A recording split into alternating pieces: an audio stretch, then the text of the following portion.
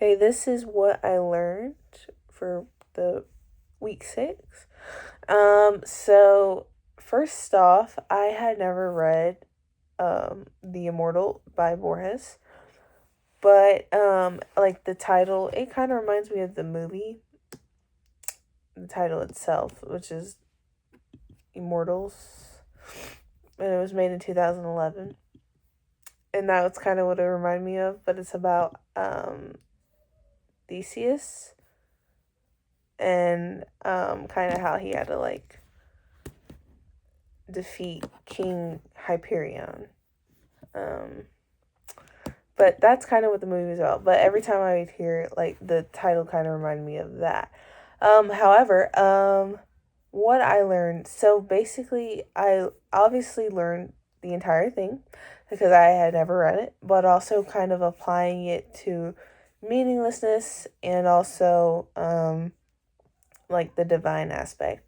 I feel like with this project, I definitely got to learn about different views and how people can use, I guess, different passages, but for two different points, basically, that they need to make.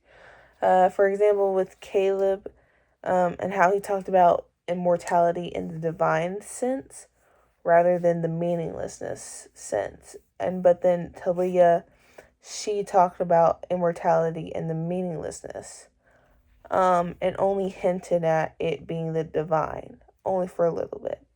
So I found that quite interesting, for sure.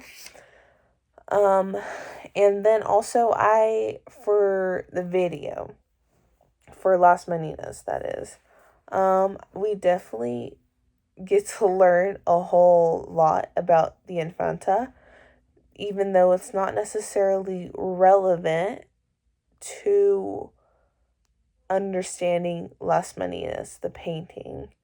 You do get to understand more as to like why she's the center, why the of the painting, and as to why she was definitely like, I feel like a little bit more detailed than most, as well as like lighting and like how they illuminated her more.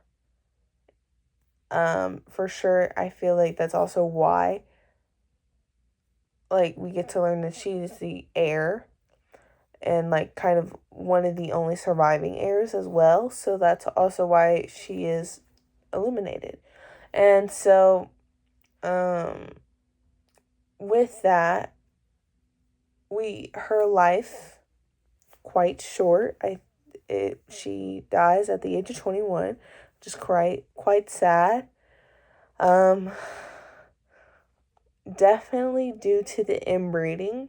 So we do get to learn more about like kind of history as well, not just her, but how marrying like a young was quite common, as well as inbreeding was also really common.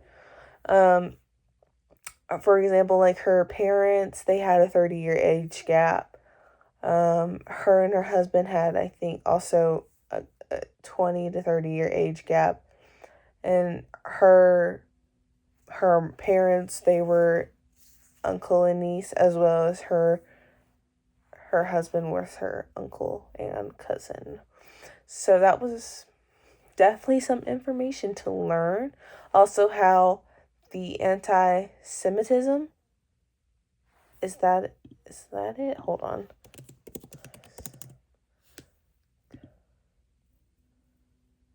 Yes, that how that got started within Europe a lot, because I do remember learning this in one of my classes. It was I think modern Western civilization, how it was like the anti-Semitism in Spain, how that got started, and then you get to see a little bit of it started in Austria, and like the queen was German. She was also kind of German for sure. She was a member of House Habsburg. I don't know how to say it. But that house, I had heard about it before as well.